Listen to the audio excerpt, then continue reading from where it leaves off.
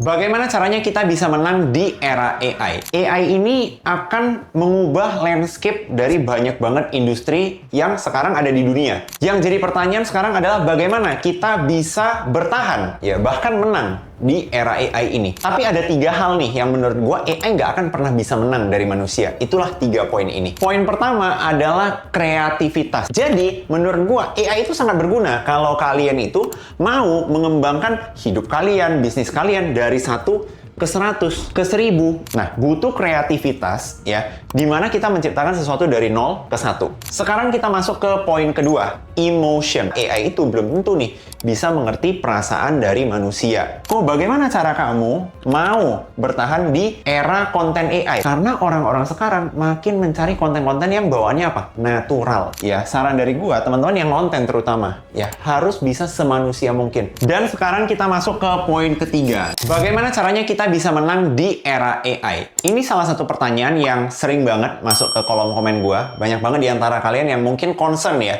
dengan perkembangan AI sekarang. Tenang, nggak cuman kalian, gue juga menaruh concern yang luar biasa besar dengan perkembangan AI. Karena gue tahu AI ini akan mengubah landscape dari banyak banget industri yang sekarang ada di dunia. Gue mau angkat satu cerita di mana beberapa bulan yang lalu ada satu perusahaan Amerika ya namanya Oracle.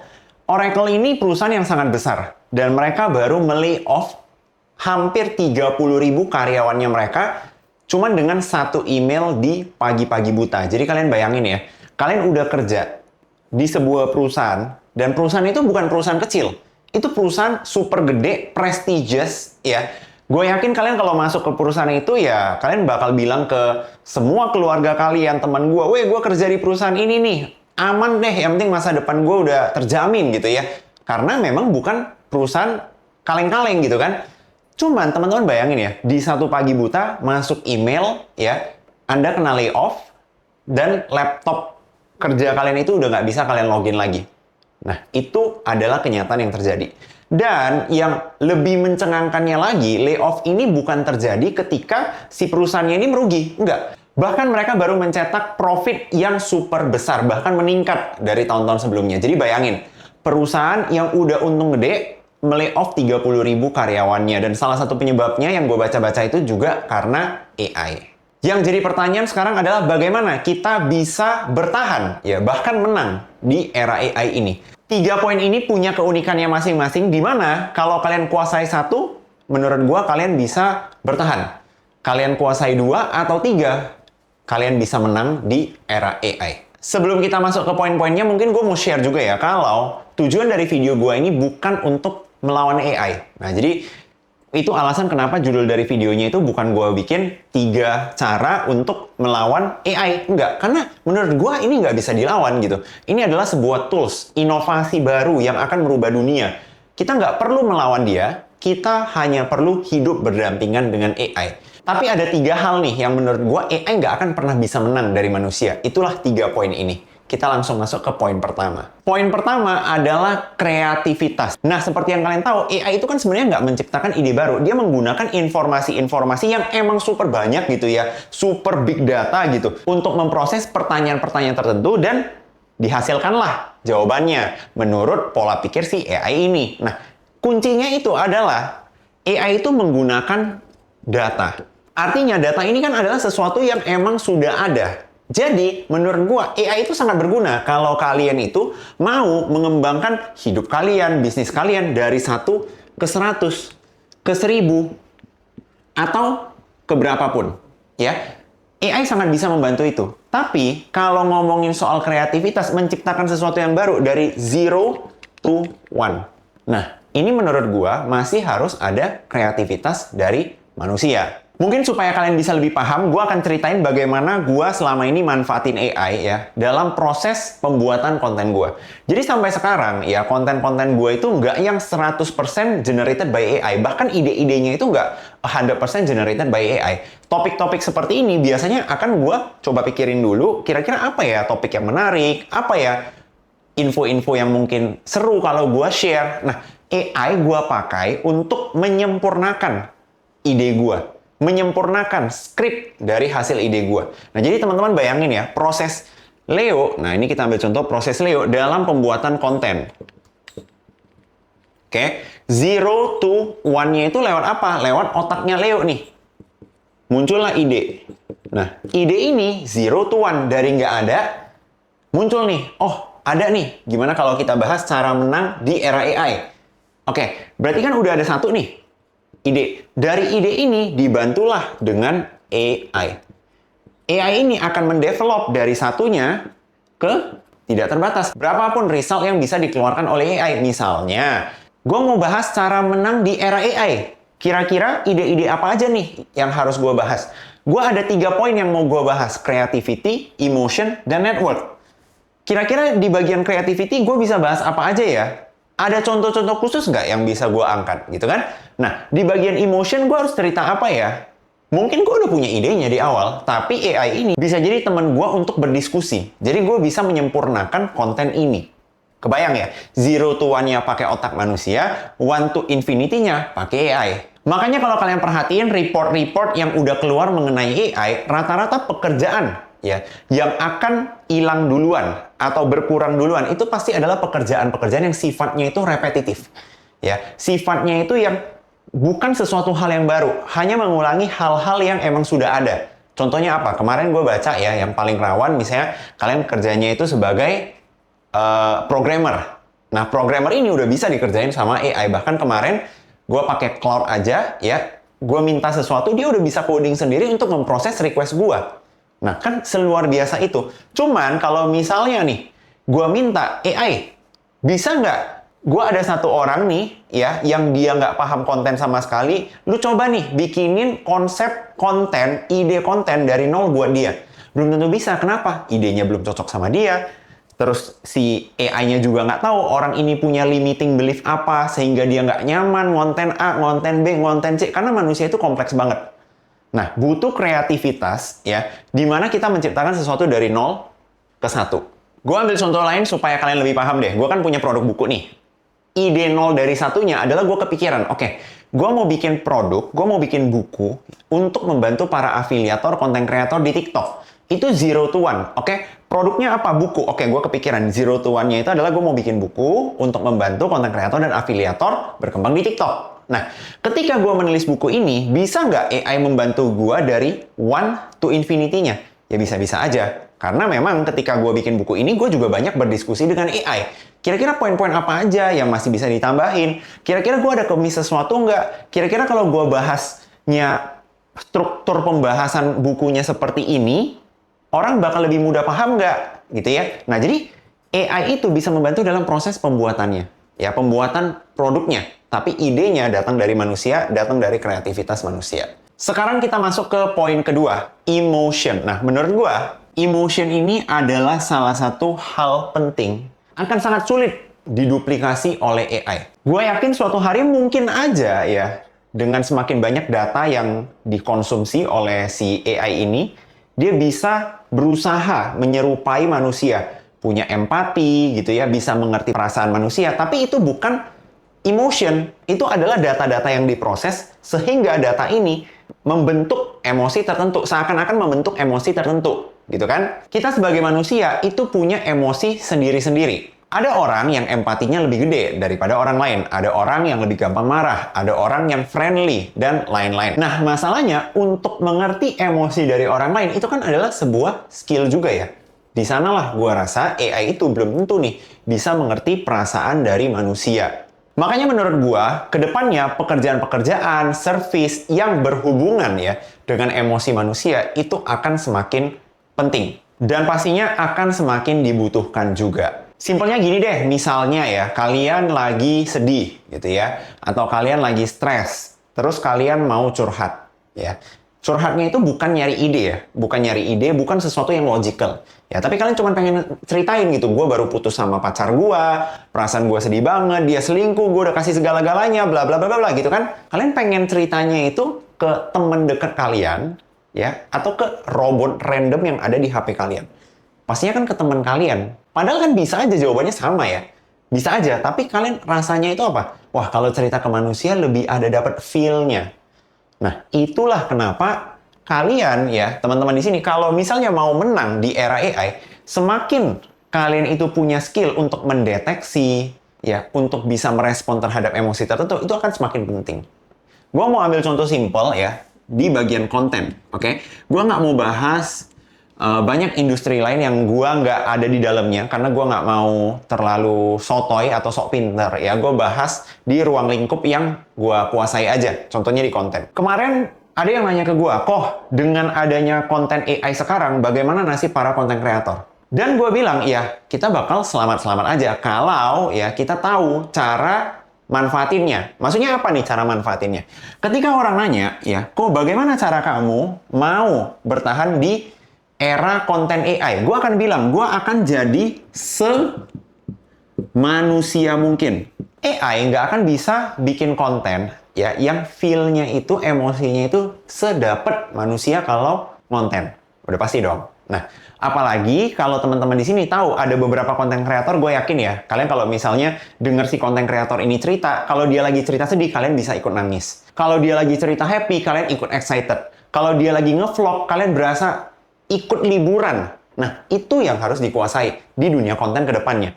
Gue punya narasi yang gue bilang seperti kontrarian. Maksudnya apa? Kita kontra gitu loh dengan AI-nya. Semakin AI-nya menciptakan konten palsu yang mirip asli, gue akan berusaha sebagai konten kreator, gue akan berusaha seasli mungkin, semanusia mungkin. Maksudnya apa? Teman-teman coba perhatiin, sekarang pasti udah mulai berasa ya. Konten-konten yang kita produksi, ya semakin natural di TikTok. Pembawaannya semakin natural gitu ya. Kayak nggak ada persiapannya sama sekali. Kalian misalnya lagi di mobil lagi macet, terus tiba-tiba kayak ngerekam aja deh. Itu lebih gampang naik loh. Daripada yang kalian setup-nya bagus gitu ya, di dalam studio, terus kalian rekam, suaranya bagus. Malah yang konten-konten yang kita bikin seperti nggak ada persiapan, itu lebih gampang naik. Kenapa? Karena orang-orang sekarang makin mencari konten-konten yang bawaannya apa? Natural. Makanya teman-teman lihat ya, sekarang konten-konten banyak banget yang naik itu orang sambil apa? Sambil dia lari pagi, jogging pagi sambil ngomong, ya selamat pagi, bla bla bla bla, gitu ya. Atau dia lagi ketemu temennya, langsung di interview, gitu ya. Bahkan konsep kontennya itu seperti POV. Udah nggak yang interview formal lagi. Tapi langsung, halo, gue mau nanyain gini-gini, gue mau interview. Berapa 1 miliar pertama kamu? Langsung didatengin orangnya. Itu sesuatu yang AI susah banget untuk buat. Gitu loh. Standar konten AI sekarang, kalian bisa bayangin ya, talking head gitu loh. Konten-konten begini gampang direplikasi sama AI. Coba kalau misalnya gue maparin materinya pas lagi di lapangan golf. Terus ada golf cart yang lewat lah, ada caddy yang lewat, terus ada suara-suara burung yang tiba-tiba bocor. Nah, itu kan jadi natural. Ya, paham ya teman-teman ya? Jadi, untuk mainin emosi, ya saran dari gua, teman-teman yang nonton terutama, ya harus bisa semanusia mungkin, senatural mungkin. Dan sekarang kita masuk ke poin ketiga, network. Ya, network itu apa? Network itu koneksi. Ya, kalian punya koneksi dengan siapa, itu bisa membantu menjaga karir kalian dan memastikan kalian tetap menang di era AI. Kenapa? Karena AI nggak punya koneksi ke siapapun. Ya, kita secara manusia, ya mau gimana pun, walaupun banyak yang bilang, oh jangan nepotisme gitu ya, atau jangan ada privilege atau apa ke keluarga. Nggak bisa gitu loh. Yang namanya manusia kita harus realistis. Bukan masalah kita nggak mau nepotisme. Masalahnya gini teman-teman. Kalian bayangin ya, gue ambil contoh simple aja nih. Tanpa gue membenarkan nepotisme ya. Oke, for the context, kalau misalnya ceritanya itu tentang negara, pemerintahan, gue nggak setuju dengan nepotisme. Tapi kalau ngomongin soal usaha pribadi, ya itu kan bebas-bebas aja ya. Gue ambil contoh gini deh. Lu punya perusahaan nih. Anggap aja lu CEO dari PT Laguna misalnya. Anggap aja ada PT Laguna gitu ya. Lu CEO-nya. Terus ya, lu udah tua nih. Anak lu agak moyung. Nah, kalau di bahasa Chinese ya, moyung itu artinya anak lu kayak nggak berguna gitu lah. Nggak bisa kerja, nggak paham apa-apa gitu kan. Tapi lu punya asisten pribadi ya yang umurnya itu mungkin ya agak tua dikit lah dibanding anak lu gitu kan. Asisten pribadi lu ini udah ngikutin selama bertahun-tahun. Dia bisa kerja, gigih. Intinya lu kalau misalnya kasih perusahaan lu ke dia aman lah. Tapi gimana perasaan kalian sebagai seorang ayah? Pasti tetap pengen perusahaan ini diteruskan oleh siapa? Ya anak sendiri dong. Bener nggak? Nah, jadi itu adalah network. Ya, mungkin agak kompleks ya kalau kita bahas network atau koneksinya itu masih ayah dan anak. Gue ambil contoh simpel lagi deh. Misalnya ya, kalian udah punya perusahaan yang gede, gitu ya. Atau kalian punya project gede yang harus kalian percayakan. Oke? Ada 2 orang pilihan. Yang pertama, kerjanya biasa aja. gitu ya. Skill kerjanya biasa aja, nggak yang eksepsional, nggak yang jago-jago banget. Tapi bisa kerja, oke? Tapi anak ini, ya, itu adalah anak yang udah temenan sama anak lu dari kecil. Jadi dari dia kecil, dari dia main guli sampai sekarang, lu udah liatin anak ini nih. Jadi percaya dong. Ya, lu yakin dia nggak bakal nipu lu, dia nggak bakal makan duit lu. Kadang misalnya kalau Imlekan dia datang makan bareng keluarga lu, gitu kan? Pilihan kedua, dari ceritanya sih orang ini bisa kerja. Dari track record-nya dia lebih bagus. Tapi apa? Lu nggak gitu kenal. Kira-kira bakal kasih project ke siapa? Gue yakin rata-rata orang bakal milih ngasih ke yang pertama. Kenapa? Nggak apa-apa deh kerjaannya turns out ya tidak bagus-bagus banget. Ya, yang penting masih standar oke, ya, nggak yang sampai eksepsional gitu ya. Skornya misalnya dari 198, nggak yang 120. Nggak apa-apa. Yang penting apa? Gua nggak ditipu. Bener nggak? Kalian kasih ke orang lain ini yang katanya bagus, keren kerjaannya, tapi lu nggak kenal track record-nya, lu nggak kenal keluarganya siapa, resiko dong. Nah, itu adalah network. AI nggak bisa ngikutin ini. Makanya saran dari gua sekarang buat kalian, terutama yang anak-anak muda ya, kalian harus bisa jadi orang yang menyenangkan. Jangan jadi orang yang gue yakin mungkin teman-teman punya kenalan ya, yang seperti ini. Mau ke siapapun itu, pertama kali ketemu, first impression-nya tetap langsung jelek. Padahal dia nggak ngapa-ngapain gitu loh. Dia nggak ngapa-ngapain. Tapi bawaannya itu kayak orang nggak mau berteman sama dia. Mungkin karena gaya bicaranya, mungkin karena dia kurang respect ke orang lain gitu ya. Nah, makanya harus jadi orang yang menyenangkan. Supaya apa? Supaya bisa build network-nya. Oke? Nah, terus apa? Yang namanya network atau koneksi, yang namanya trust itu, lu nggak akan langsung dikasih trust yang gede. Ya, trust itu selalu dibangun, oke? Nggak ada yang namanya, balik ke cerita tadi ya, yang dikasih project itu, ya. Nggak ada namanya orang yakin ngasih lu project super gede, mempertaruhkan reputasi dia sendiri ke lu, sedangkan dia nggak pernah punya kerja sama lu, dia nggak tahu track record sama lu, gitu kan? Pasti apa? Dikasih dulu project kecil, misalnya, dikasih dulu project 10 juta. Lu kerjainnya bener nggak nih 10 juta nih? Jangan-jangan 10 juta aja nggak bener. Jangan-jangan 10 jutanya aja diciak gitu ya. Dimakan sama lu. Kalau misalnya 10 juta aja dimakan, nggak mungkin lah lu dikasih project 10 miliar. Makin dimakan dong. Bener nggak? Makanya ini pasti akan ada levelnya nih. Nah, pertama dikasih 10 juta dulu. Wah, 10 juta, oke lah kerjaannya bagus nih. Tanggung jawab gitu ya. Semuanya beres, tektokannya lancar. Nggak tiba-tiba ngilang, nggak tiba-tiba kabur gitu kan. Mulai dikasih 100 juta deh, kita kasih project 100 juta. Wah, makin bagus nih, ternyata bisa dipercaya dengan uang yang lumayan gede. Dikasih lagi, project 1 miliar. Nah, wah, 1 miliar ini ternyata kerjanya masih bagus. Barulah kalian bisa dipercaya untuk project 100 miliar misalnya. Nah, sekarang lu bayangin ya, anggap aja lu orang yang nggak gitu paham AI. Oke? Tapi lu udah membangun trust ya dengan banyak orang-orang hebat. Oke? Tanpa pengetahuan dengan AI nih. Lu udah bangun trust dengan banyak orang-orang hebat. Tiba-tiba muncul dua pilihan. Oke? Sekarang ada project lagi nih. Anggap nilainya 200M. Oke? Pilihannya ada lu, anggap aja nama lu A, dan ada B. Oke? Lu nggak paham AI. Nggak paham AI. B ini seorang genius di AI. Kira-kira projectnya bakal dikasih ke siapa? 200 miliar. Pasti dikasih ke lu. Bener nggak? Lu bayar aja dia. Bener nggak? Projectnya dipercayain ke lu. Oke? Sip. Gue pegang projectnya. Siap, Pak. Projectnya saya kerjakan dengan amanah. Yang penting Bapak tinggal duduk manis, projectnya tiba-tiba jadi. Tapi lu butuh AI, apa yang lu lakukan? Bayar aja. Bener nggak? B, sini gue butuh tim nih untuk mempercepat proses gue nggak paham AI, lu jago AI kan? Nah, gimana nih kita kerjasama? Kasih sebagian tanggung jawab dari projectnya ke dia. Tapi yang ngelit projectnya kan tetap lu, gitu loh. 200 miliar ini nggak mungkin lari ke dia. Gitu loh, nggak paham gitu. Orangnya nggak percaya juga. Ya, nah makanya gue kasih tahu teman-teman.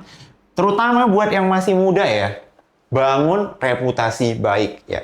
Jangan ntar udah di zaman AI, udah lu kagak paham AI, reputasi lu juga jelek, gitu ya. Udah yang namanya skill yang repetitif itu nggak diperlukan lagi. lu juga kagak dipercaya sama siapapun, udahlah selesailah hidup itu. Ya, nah jadi buat teman-teman di sini, oke, ini 3 hal yang menurut gua harus kalian punya kalau kalian mau menang ya di era AI. Mungkin untuk merangkum ini semua, ya gue mau ceritain aja ya dari pengalaman gue pribadi, bagaimana gue mempersiapkan diri, oke, untuk bisa menang di era AI. For the context, gue mau kasih tahu dulu, gue bukan orang yang begitu paham AI ya. Gue pakai ChatGPT in general aja, cuman buat nanya-nanya ide gitu ya, cuman buat konsultasi, cuman jadi teman debat gua supaya gua tahu apa nih blind spotnya gua, sebatas itu, oke? Kalau ngomongin sampai penggunaan yang advance gitu ya, kayak sampai AI yang ngejadwalin rutinitas gua lah, gua punya asisten AI, itu jujur belum. Tapi ya daripada gua fokus ke sana, walaupun gua tetap nanti mau belajar nih gimana cara menggunakan AI secara lebih dalam, gua tetap fokusnya itu ketiga ini. Gitu loh, creativity. Bagaimana gue bisa mempertajam kreativitas gue, mengeluarkan ide-ide yang orang lain nggak kepikiran, bahkan AI nggak bisa generate. Supaya nanti ide yang keren ini tinggal disempurnakan oleh AI. Gitu ya. Terus yang kedua, emotion. Bagaimana gue bisa lebih paham dengan emosi orang lain? Bagaimana gue bisa lebih mengatur emosi gue sendiri dan gue paham? Jarang sekali ya, gue kasih tahu ya. Keputusan itu jarang banget 100% diambil logically kalau lu masih manusia, oke? Kalau kalian itu masih masuk kategori manusia, gue yakin mau keputusan apapun pasti ada pengaruh emosinya. Tadi pagi sebelum ke kantor, lu dimaki dulu sama istri dan enggak bisa mempengaruhi ntar pas di kantor. Ya, ada satu orang kerjanya nggak beres, dia lanjut kerja atau lu lay off. Ngaruh, udah pasti. Kalau mood lu jelek, lu lihat, aduh ini kerjanya nggak beres, udah lay off aja lah. Bener nggak? Tapi kalau misalnya nih, lu lagi happy gitu ya, lagi bersyukur, pagi-pagi istri lu bawain kopi, tiba-tiba ada satu yang kerjanya nggak beres. Udahlah, namanya juga manusia, ladang salah. Udahlah, kasih kesempatan. Benar nggak? Ya, jadi itu alasan kenapa emotion ini satu faktor yang penting di era AI. Dan AI nggak bisa duplikat itu. Dan yang terakhir, network. Nah, gue sampai sekarang selalu berusaha menjadi orang yang menyenangkan. Gue selalu berusaha menjadi orang yang punya value yang gue tawarkan duluan ke orang lain. Sebisa mungkin nih gue kenalan sama orang, apa yang bisa gue bawain ke dia. Bukan apa yang bisa gue ambil dari dia. Itu kunci jadi orang yang menyenangkan. Gitu loh. Nah, jadi buat teman-teman di sini, bangunlah kreativitas kalian, ya. Mengerti emosi dari manusia, emotionnya, ya. Dan yang terakhir, network kalian harus dikembangin. Gue yakin kalau kalian punya 3 ini, kalian akan bisa menang di era AI. Kira-kira kalian punya pertanyaan apa lagi atau topik apa lagi nih yang kalian mau gue bahas? Coba kalian tulis di kolom komen, oke? Kalau ada yang menarik, nanti gue bakal bikinin video untuk topik tersebut. Terakhir, jangan lupa subscribe ke channel ini supaya gue makin semangat sharing edukasi-edukasi gratis seperti ini. See you on the next video.